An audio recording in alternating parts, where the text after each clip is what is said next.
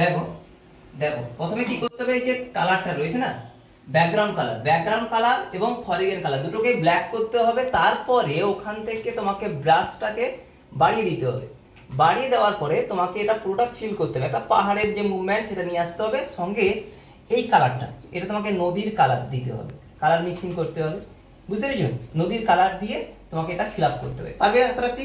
বাহ, আচ্ছা সুরিতম, তোমার পাশের কম্পিউটারটা অন আছে, ওটাকে অফ করে দাও। হ্যাঁ স্যার, করে দিচ্ছি। দাঁড়া। কিভাবে শাটডাউন করছো দেখি? এটা তো আমরা নর্মালি করে থাকি, প্রথমে স্টার্ট, তারপরে পাওয়ার। না, এটা তো অনেক পুরনো প্রসেস। অন্য কোনো পদ্ধতি যার মাধ্যমে আমরা শাটডাউন করতে পারবো? আচ্ছা, তোমাকে চ্যালেঞ্জটা কঠিন করে দিচ্ছি।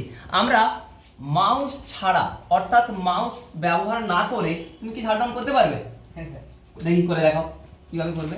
প্রথমে অল্ট F4 প্রেস করলে আমার স্ক্রিনে শাটডাউন অপশনটা চলে এলো।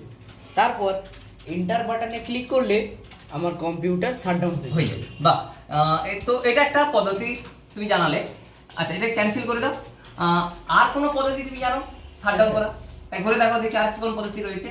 উইন্ডোজ এক্স, তারপর ইউ ক্লিক করলে এখানে শাটডাউন অপশন চলে এসেছে। তারপর আরেকবার ইউ ক্লিক করে দিলেই শাটডাউন হয়ে যাবে। বাহ, এটা তো একটা নতুন পদ্ধতি তুমি শেখালে। আর কোনো পদ্ধতি জানো শাটডাউন করা? হ্যাঁ স্যার, আচ্ছা। তাহলে চলো আমি কিছু নতুন পদ্ধতির মাধ্যমে আমরা কিভাবে কম্পিউটারকে শাটডাউন করতে হয় সেটা দেখাচ্ছি। চলে আসো, করা শিখিয়ে দিচ্ছি। প্রথমে তোমরা কি করবে, এই সার্চ অপশানে ক্লিক করবে সিএমডি। সিএমডি মানে কমান্ড প্রম্পট। কমান্ড প্রম্পটের সাহায্যে আমরা শাটডাউন করতে পারি। এখানে তোমাকে টাইপ করতে হবে শাটডাউন টাইপ করার পরে তোমাকে একটা স্ল্যাশ বাটন প্রেস করতে হবে, এরপরে এস বাটনে প্রেস করতে হবে। করার পরে যখনই তুমি এন্টার প্রেস করবে তোমার কাছে এরকম অপশান চলে আসবে।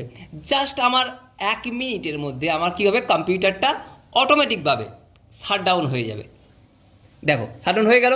এইভাবেও আমরা নানান রকম পদ্ধতির মাধ্যমে কি করতে পারি, কম্পিউটারকে শাটডাউন করতে পারি।